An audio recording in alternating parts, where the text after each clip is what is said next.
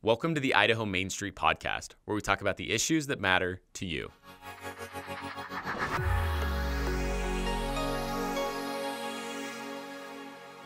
Welcome to the Idaho Main Street Podcast. Here with a special guest, the Executive Director of the Association of Idaho Cities, former legislator, and somebody who apparently is not very good at sitting on the sidelines. I am not. I do get frustrated from time to time and go in my house, shut my door, and close my blinds and say, I'm done. It doesn't take too long before I'm peeking out the blinds going, I wonder what's going on out there. Yep, you're back and you're in the game. Yep, yeah. Kelley Packer, thank you so much for being here. Thank you, Brennan. It's wonderful to be here. So many know you from your time in the legislature. You graduated from Marsh Valley High School, right? Mm-hmm. And then you ended up representing that area? Yeah, yep. In fact, it's kind of an ironic story because I couldn't wait to get out of there, right? The small town, dairy, all of those things, Yeah. right? I got to go find bigger, better things to do. But once I started having kids, had a family, I wanted to come back where I was made, right? And where the people helped me grow, and that were just down to earth, salt of the earth type people. I mean, once you get away, you recognize how wonderful it really was, and I couldn't wait to get back home. It's home. So true. And everyone should leave for a bit somewhere just to know what it feels like, but just to appreciate it. don't sell your house when you leave. That's true. To buy it back, you're going to want to come back. and the value is going to have skyrocketed, right? Absolutely. So you are running the Association of Idaho Cities, and we're going to talk all things cities today. Wonderful. People are going to get sick of hearing the word cities because of how often we're going to talk about it, but we don't talk about it enough. I agree. So first and foremost, we're going to start at elementary. What is necessary for a piece of land to be considered a city? Well, that's an interesting question, Brennan, because there's actually Idaho code that outlines what an area has to do to be incorporated. Okay. And so the incorporation creates the city. Otherwise, you're within the county footprint, right? Even cities are within a county footprint. And that legislation has changed over the years. Back in the day, way back in the day, there wasn't a really high bar set. And in fact, I wouldn't say it's really a high bar even now, but we had, for example, just up the street, Warm River Campground is technically an incorporated city. It's the smallest city in the state, 3 people. Wow. Which there's a little bit of a question there because you have to have a mayor and 4 council members to have a city council, and they've got 3, so they're shy 2. But the regulations changed since then. You have to have at least 20 people in your town or area that want to incorporate to become a different city than what already exists. And Idaho has 198 cities. Those cities can actually grow into the county area through annexation, which is a whole other topic. Yeah, we'll get into that. Oh, okay. But to become a city, you have to have a certain number of signatures. And typically, areas will incorporate because they need additional solutions and support revenue, even from the federal or state level. That's why Warm River did it way back in the day, is they needed access at least to federal and state grants and other revenue and resources to help keep that campground up and functioning. Yeah, and so we picture barren land where people come and incorporate and they turn into a city, and we would imagine that the number of cities in Idaho would just consistently grow and grow and grow. But that's not necessarily what's happening right now, and how come? Oh, there's a wide variety. I said there was 198 cities, right, in the state. There's actually an additional 38. I think it's greater than that because I've driven around the state when I was running for lieutenant governor. Towns, which means that they are kind of little tiny populous areas that aren't incorporated. They're still within the county jurisdiction, but they have decided to incorporate bylaw, or not incorporate, because incorporate is what makes you a city, but create bylaws and or understandings between their neighbors of certain things that they would like to see, whether that's the aesthetics of their little area, or it's maybe a speed limit or whatnot. All right, they don't have the same authority as an incorporated city or even the county does, but there are what's known as towns, and that's where you'll sometimes drive through. In fact, on our way here, I had a staffer with me, and we were coming the old way from Preston and the scenic way, not Preston, from Boise, and went through Peekaboo. Yep. And he's like, is that a city? I said, nope, that's a town. it was a famous Olympic skier that her family lives around here, and they decided to name their town Peekaboo after her. But I said they are not an incorporated city. So. Right there by Sun Valley. Mm-hmm. Yeah. Yeah, Haley's. Cary, right before Cary. There you go. Yeah. So you used a good word there, authority. So a necessary part of a city is they come together and they have authority to do things. Right. You talked about mayors and city council and things like that. Other things that are necessary parts of the authority that a city has, things that they have to do that are, if you're a city, here's your requirements that you've got the authority to institute. There is really, that's the one beauty about cities, and the reason I love them so much is counties have a lot of specifics that they're responsible for, either constitutionally or statutorily. Cities, on the other hand, do not. They get the authority to levy tax so they can generate revenue for the services that their residents want. So that's why you see differences, huge differences across the board in every Idaho city. You might have a city that's in the exact same geographic area with the same population base, but one has a police department and one contracts with the sheriffs to provide those services. You might find one that has an airport and another that doesn't, right? So there's varying service demands based on where you're at in what city you're in, and cities are actually really defined by the individuals that live there. They wanted something more than you could find in the county. They either wanted quicker response times to emergency services rather than 8 to 12 minutes, depending on where you're at in the county. They wanted it within 3 to 4 minutes, right? And so there's varying reasons why cities incorporate, or did in the past. The last one to incorporate was in 1992. That was Star, and they had been incorporated prior to that, but unincorporated and then reincorporated. But they exist for different reasons, and it's all based on the residents' demand. They want more services than they can currently get from the county. So that makes a lot of sense, because I've always wondered, some cities provide sanitation, garbage services, some don't, but it's all kind of up to what they think that their citizens need, or that it's being demanded of them. Right? The mayor and council are going to hear from the people saying, we need better streets, or we need better, we want garbage services, or we want recycling. Some have recycling along with the sanitation, and others don't. We want better response times on our ambulance and our fire or whatever. So 32 years since the last newly formed incorporated city. But we've lost some recently. We have. It's really, really sad, because cities have been very constrained by legislative decisions recently in their revenue sources. And in fact, House Bill 389 was passed in 2021 that capped how much a city could levy in property taxes.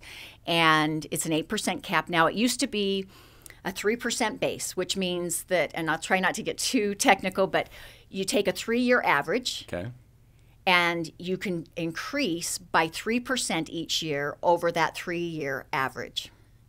And then it was plus your new construction, right, would get added to the value, plus annexation, if you annexed in any areas, or reclassified areas from, like, say, business to residential or vice versa, and plus the termination of an urban renewal district if you happen to have one in your area.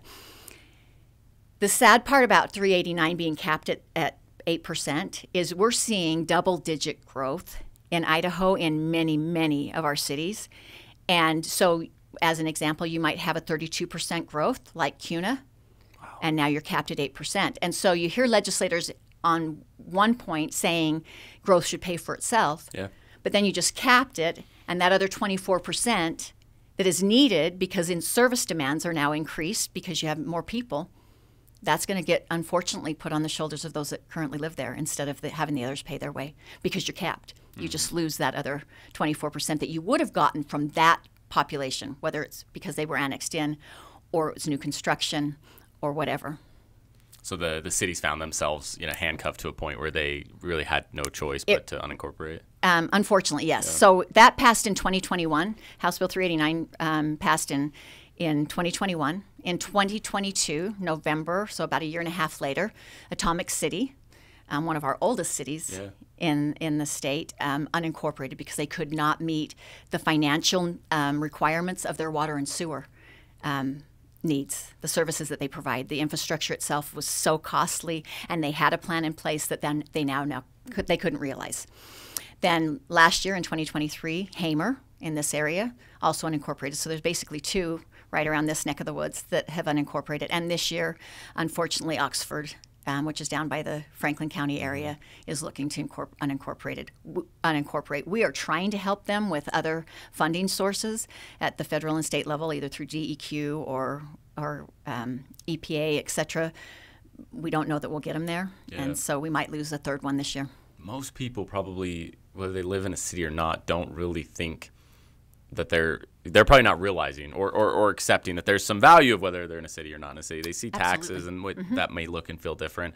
But to those out there who are saying, well, what do we care if we lose these cities, whether it's a city or a county or whether we're just all general Idahoans, let's just all live and work together and call it good. That's not quite how it works, is it? No, it's not. Because now, let's take Atomic City, for example. Yeah. The thing that was the straw that broke the back there was water and sewer. There was a city there that provided clean water for its residents and sewer services. So now that gets put on the county's back, who is not in the water and sewer business, right? Because now it's unincorporated. It goes back into the county domain. And the county's probably not going to pick that up and continue to provide those services. Or if they are, they're going to have to figure out how to pay for it. Right. Including the maintenance needs that are there for the long term, right? And so now you have residents in Idaho going, either I don't have water and sewer anymore, and I'm going to have to figure out how to drill a well and put in a septic system. Not cheap. Right. And those are being looked at to maybe be limited. There's a domestic well legislation that they've been trying to pass for several years now that wants to limit how many domestic wells can be drilled in the state. So that's problematic. Yeah. So those people just go without. Is that what we're saying? No, that's not how it works. And so really the counties then have to step up, and hopefully they do. I've never checked in with Butte County to see how they resolved that. Did they have to levy a higher property tax now for everybody to try to maintain that system and to continue to provide those services? If so, what about the people that don't get that service that are now paying more in property taxes to provide it for the people that used to have it in an incorporated city setting? And this is your life, because we talk to organizations, whether it's the Farm Bureau. Are you trying to depress me? Yes, it is my life. The Farm Bureau is supposed to represent farmers, and you have great organizations that are there to represent the construction industry, and every group. The beauty of representative democracy is each group can bind together in an association and say we're going to better make sure we have a seat at the table. For you, your job and your role at the organization is to ensure that cities have a seat at the table. Right. Some might be thinking, hey, Mayor Casper can advocate for the city of Idaho Falls just fine, or the mayor of Boise, she can figure it out too. But your organization is necessary for both big and small cities to make sure they have a seat at the table. How have you kind of seen the success of that play out? It's been interesting. I believe that I was in a fortunate situation because I had just come from the legislature not too long before that, and so I had great relationships with many of the legislators there. Have there been turnover? Yes, but I don't know. I like to build those relationships and help educate, because I think it's important for all of us. In fact, there's nothing more important than for citizens to be involved in our legislature, right? Providing that information. I can't tell you how many times people would, do this at me when I get home at town hall meetings or whatnot about a vote I'd taken, and I'd say, we're only as good as the information we receive. Yeah. Where were you during the critical time that we were discussing this and before the vote happened? It's a little late now, right? And you can't be really mad at me if you didn't share that information with me. And that's why the association is so important, is we are making sure that that message is being heard by legislators. They may not support the positions we take, but the other, metric that I'd like to share here is that out of Idaho's 198 cities, it's so sad to not say 200. We used to have a nice round number. Anyway, 198 cities, only 8 have 50,000 or more people. Really? Within their city limits. 8. Because when you hear city, you think city and country. You think, but that's not, in Idaho, that's not how it works. No, and in fact, in most states, as I talk to my colleagues across the U.S., most have very rural areas. But we as residents or as citizens focus on those big metropolitan areas. Yeah. So the metropolitan statistical area that's been outlined by the federal government is 50,000 or more. So we actually have 9 of those areas in Idaho, which means that they directly get revenues from the federal government. Okay. Everyone else in our state, that would be, 189, yep, have to beg the state for the money that the feds send to them on behalf of roads or water and sewer or broadband or insert whatever your flavor of the day is. And so the reason we have 9 instead of just 8 metropolitan statistical areas, because we only have 8 that are over 50,000, is that Lewiston and Clarkston is combined into one metropolitan statistical area. So their combined population takes them over the 50,000 threshold. That being said, we have 157 of our 198 that have 1,000 or less people within their jurisdiction. That means that you have a part-time mayor and part-time council members who have full-time jobs doing other things, and one clerk and an operations guy, maybe two clerks and 2 operations guys, but very few staff trying to hold the whole city together. It is very unlike an Idaho Falls where we sit right now, or a Boise or a Coeur d'Alene, 3 of our 8 bigger cities that have enough staff to handle all of the different priorities that are coming their way. And so the association helps not only in the advocacy piece, that's really important. Our bigger city mayors, though, have a hard time just dropping all of the major responsibilities that a big city entails and coming over for 3 months to advocate, right? So there's that dynamic. And on the flip side, you have mayors and council members that would not only have to leave their city responsibilities behind to come do it, but their regular jobs, take a vacation day, whatever, and they can't afford to. And so we, the association, meet with our board that is made up of mayors and council members across the state and from big and small cities. We bring them the information about the legislation that's going to impact cities, and they take a position on whether to support or oppose or stay neutral, and we do the work for them.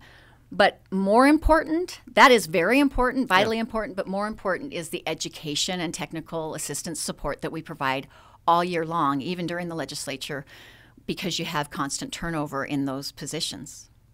So I love this idea of the value of educating the legislators on what's going on before, because too often we think that most of the issues that our policymakers are dealing with they should already know what's the right one and what's the wrong one. Are they, they're wrestling with how they feel about abortion, right? Or they're wrestling with just very black and white issues. But most of the time, especially the ones that matter most to our mayors and city councilors, are issues of nuance, are issues that are not sexy, that they have to wrestle with. And your organization gets to step up and say, hey, I know you don't intend to do this with this legislation, but you're going to cause some damage. Yeah, here's what's going to happen. Here's the full picture. Let me paint, let me paint with color, not just black and white, right? For sure. It very, very important, because the other thing that's critical is one size doesn't fit all. Sure. Ever. If it works for big cities, which House Bill 389 was to reign in big cities, but it crippled small, which is the majority of our cities. Right? And we tried to get that message across, but the guise of property tax relief was so sexy that, the Republicans couldn't help but vote for it, because they couldn't go back home and tell people, I wasn't going to vote for a property tax relief bill. Ironically, it didn't provide property tax relief. It just really reined in cities in such a way that they can't provide the services that people expect them to provide in many cases, or they can, but not for years to come, because it's going to take them a lot longer to save for those expenses. And the big cities didn't get reined in because they're big enough that 8% doesn't touch them. Just as an example, Greenleaf, which is around the Treasure Valley area, one new home takes them over the 8% cap. Really? Oh, they've done that. Yep. Yeah. So anyway, it's just really unfortunate. So yes, the education piece is really important. So I'm a mayor of Ryrie, Idaho, right? And you talk about like part-time as can be. You talk about city councilors. It's rare in a lot of these places that you have highly contested races for these positions. You know, sometimes it's just you have to beg people to actually somebody's got to do it, up, right? Yes. What does it look like? You talked about some of the challenges that they will have with their finances and having to peel money from the state because they're not big enough to directly receive federal funds automatically. What does it look like for the mayor of Ryrie, Idaho to try and run a city knowing that, you know, the expertise might not automatically be there? It's volunteer, part-time at least. And then the tools and the resources might not be there. Your folks get to help, but what are our city councilors up against? Well, one of the other things that we actually provide is facilitation of relationships, right? Somebody might call and say, our well just ran dry, what do we do? Well, let me introduce you to the gentleman or the lady at DEQ, right? Or at the Idaho Rural Water Users Association, or, right, wherever. Let me introduce you. You've got a road issue. Let me introduce you to LTAC or the people at ITD. Let me connect you with people that can actually help you and have the resources to help you because you don't, and I don't necessarily. And so it's as much about educating them on what's out there and how to meet those needs, but also facilitating those relationships with the people that can actually help them. Because one of the other big constraints for cities is that there might be federal and state grants out there available, but they're all competitive grants. Yeah. And most of your city clerks don't have any grant writing experience. And if they did, they can't add one more thing to their plate. So again, those funds go unrealized here in Idaho because they just don't have the resources, whether that's staff or expertise, to go after them. That's one of the things, one of the holes we're trying to fill right now at the association. So that you guys can help, provide that grant experience. Right. Yeah. Love that. That's what I'm trying to develop right now. You know, and it's interesting because you talked about the fact that, the legislators we feel like they should just know that. Yeah. But what's funny is Brennan Summers knows and is the expert on the things he knows and is an expert on. Which is very little, by the way. We'll add that. Same with Kelley Packer, right? I was a city council member for 2 terms before becoming a legislator. That's how I tripped and fell into this because I saw things in my community that I wanted to make a difference in. Oddly enough, I get there and I find that most of what I perceived as problems were being handled beautifully. There were some things I could bring some solutions to, and I ended up falling in love with this silly world that I now roll in. But most of your legislators have never, ever done a city budget or ever worked with city infrastructure expenses or ever done anything city-related or even local-related, even county-related. So they don't have that knowledge. Maybe they were in healthcare and they're really smart on healthcare stuff. That doesn't translate into road funding and road maintenance. It doesn't translate into tax policy. It doesn't translate into law enforcement and the judicial system and our drug, crisis that we were trying to eradicate and insert hundreds and thousands of other issues that, when I was elected, never in all of the, 6 campaigns I ran in, 5 that I was successful with, did I wake up the next morning after winning going, oh, wow, I have all this new information in my head, right? No, I still knew the limited little bit that I knew.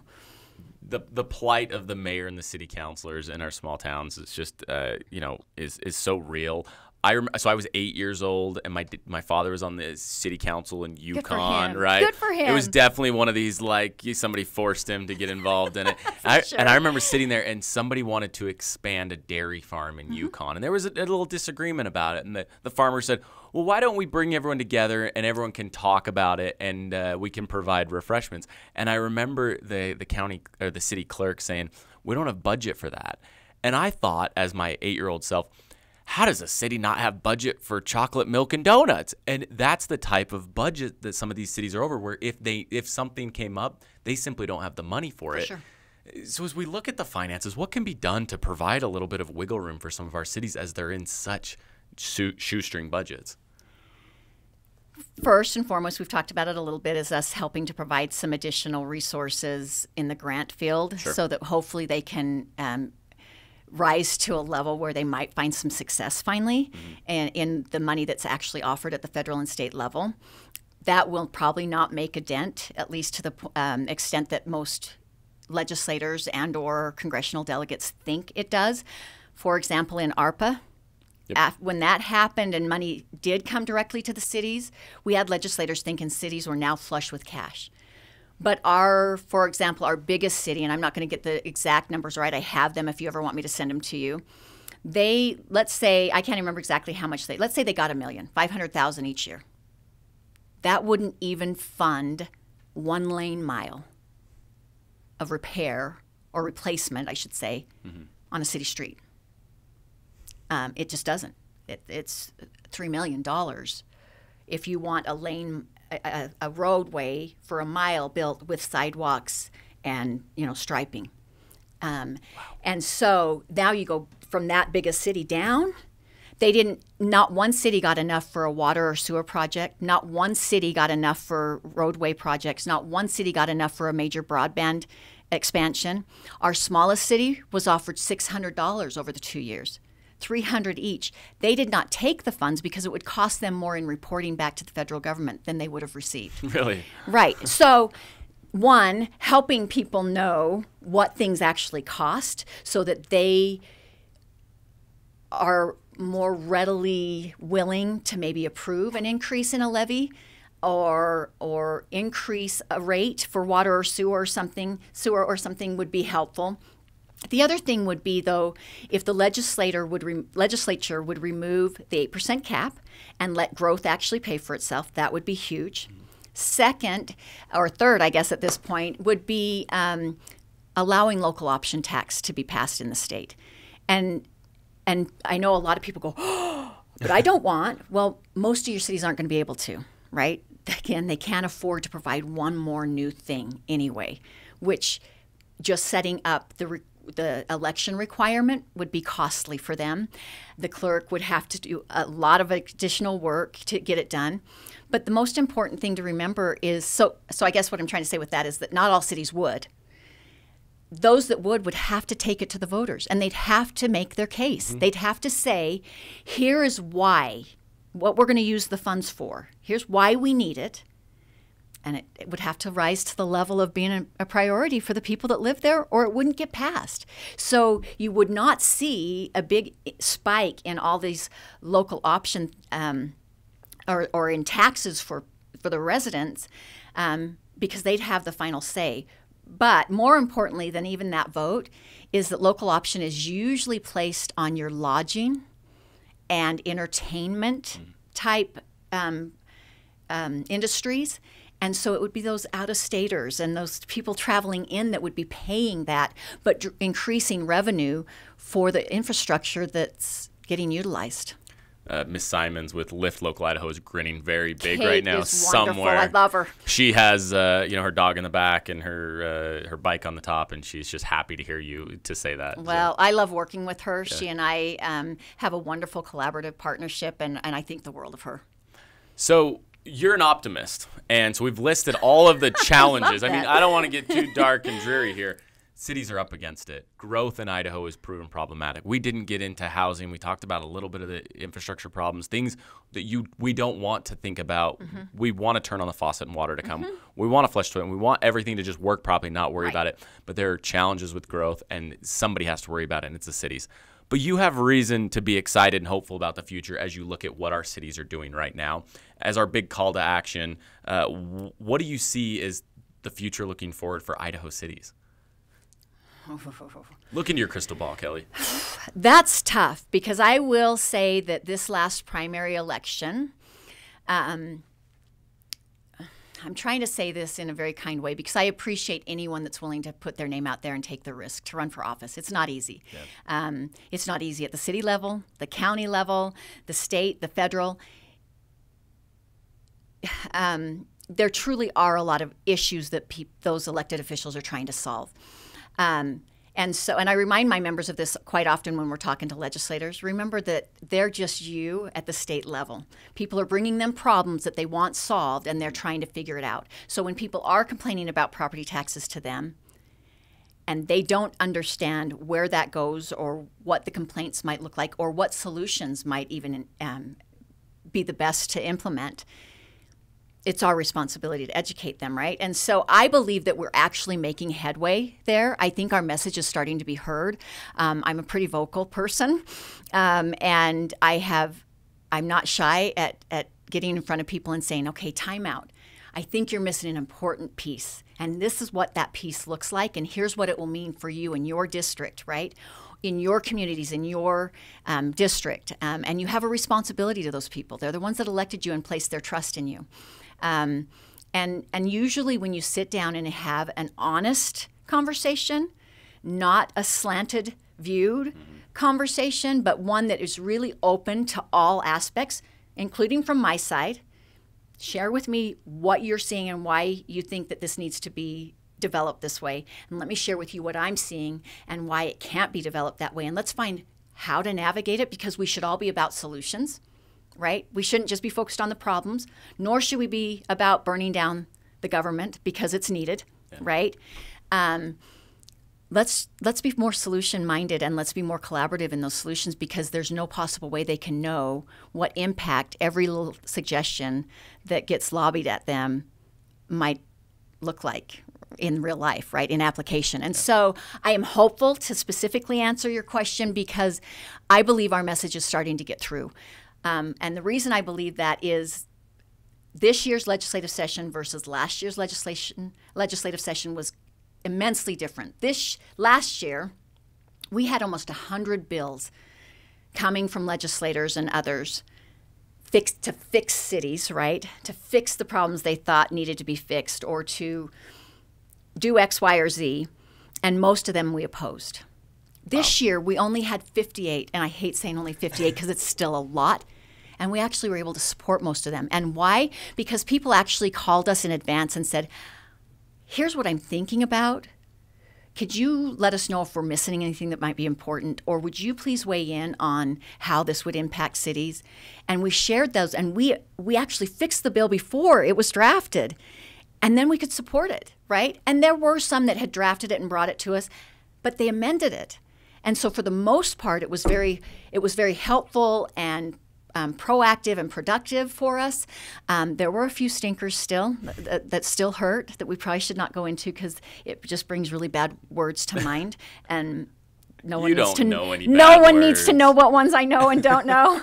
But anyway, I'm really hopeful, because this year looked a lot better than last, and I'm hoping next year will look even better than that. Yeah, I think it was Representative Wheeler who said there's nothing worse than somebody who campaigns on local control and then runs a bill that affects local leaders without asking their opinion, their views, or their thoughts. So that rings true. I'm going to throw a curveball at you if you're ready for it. Maybe. So elections in Idaho, we typically think Republican, Democrat. That's how they're run. They're run in a primary, then there's a general need to decide. City elections are not run that way. They're nonpartisan. There's been talk by some of we can better know who our leaders will be if we can get a letter next to their name. What do you hear from your city leaders when it comes to nonpartisan elections? It will destroy our system. And it really, really will destroy our system. Think about it. Tell me what's red or blue about water. Tell me what's red or blue about sewage. Tell me what's red or blue about, solid waste, garbage. Tell me what's red or blue about streets. Tell me what's red or blue. And we could keep going on and on. Yeah. We don't do social issues at the city level. We do infrastructure. We do emergency services.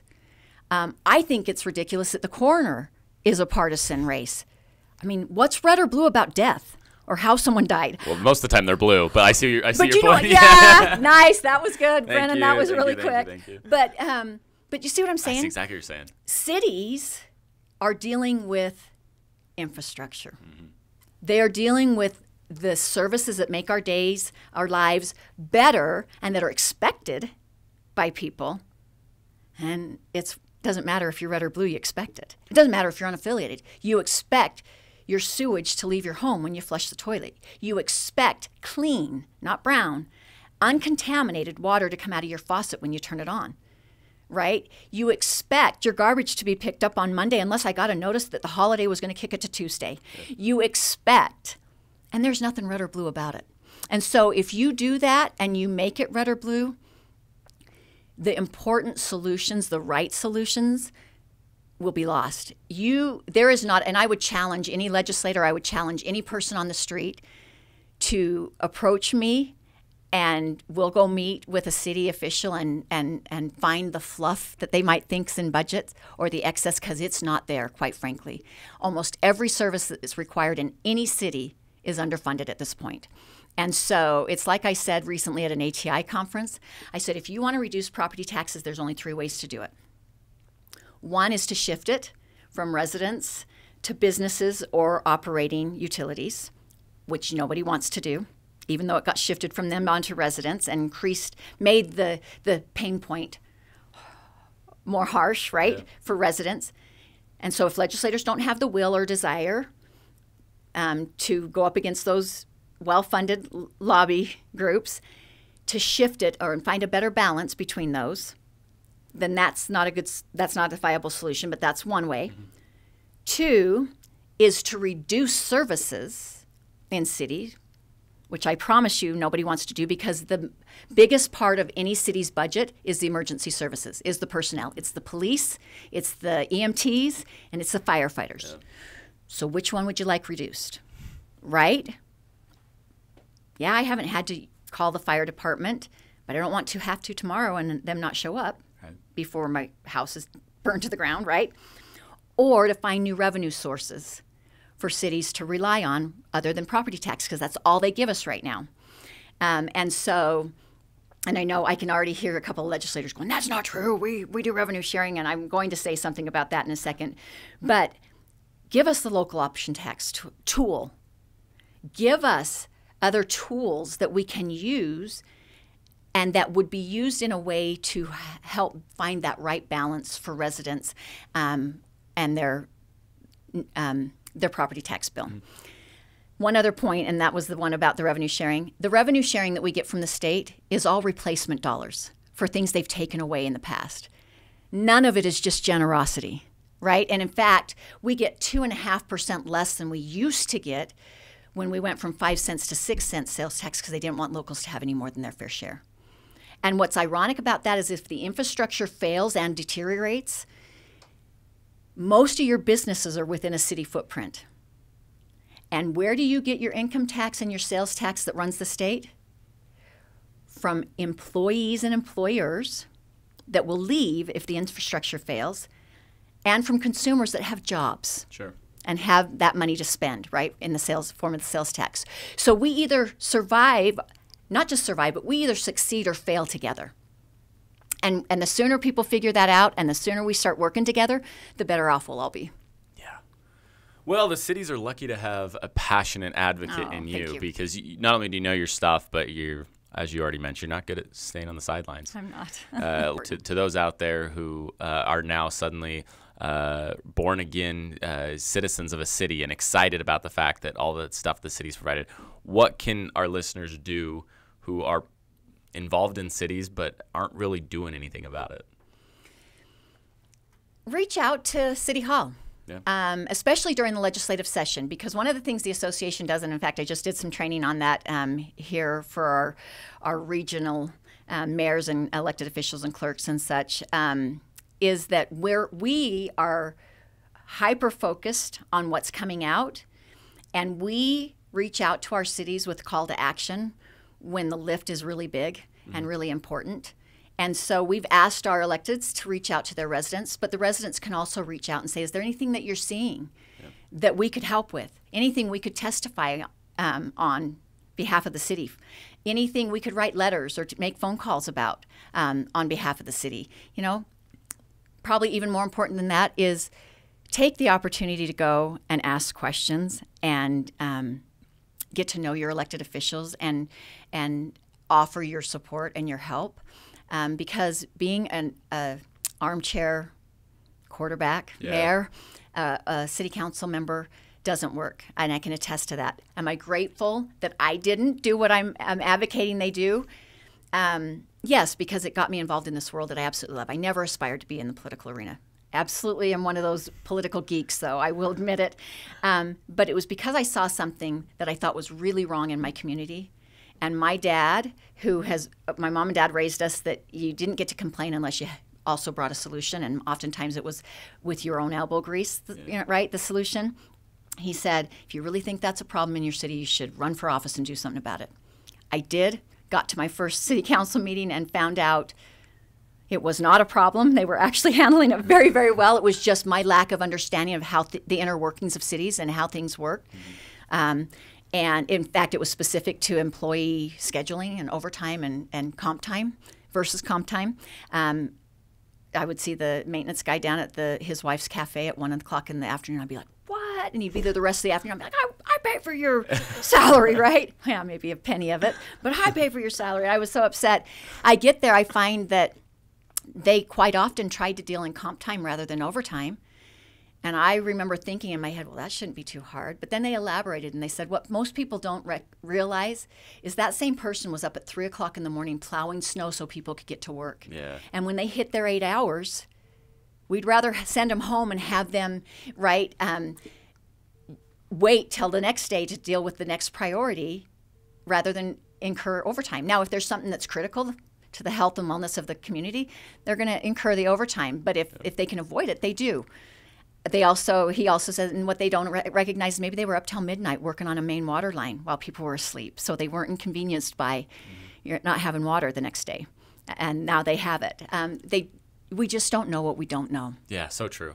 So true. You're in this unique spot where not only are you out training and getting the cities and the city councilors and employees better understood about what's going on, but you're also there to receive the information that you can then take back of what they're seeing on the front level. So we know how busy you are. Her phone is blowing up already as we speak. Because I'm really sorry. Don't you be sorry. We know how busy you are, and that we got mayors calling you and everything. Thank you so much for your time today, Kelley. This has been helpful. It's opened our eyes to the plight of city leaders, but also the opportunity we have to better empower those at the local level. I can't tell you what this means to me, Brennan. I really do appreciate it because I commit to working with other elected officials and policymakers, not against, if I can help it. But I will work hard against anything that's going to hurt our cities any further than they already have. Proud Marsh Valley alum. I am. Go Eagles. There we go. Yep. But thank you, Brennan, for having me. Come back when we're in the middle of the session and you can tell us everything that's going on. I would love to. Okay. Next time. Thank you, Kelley. Thank you.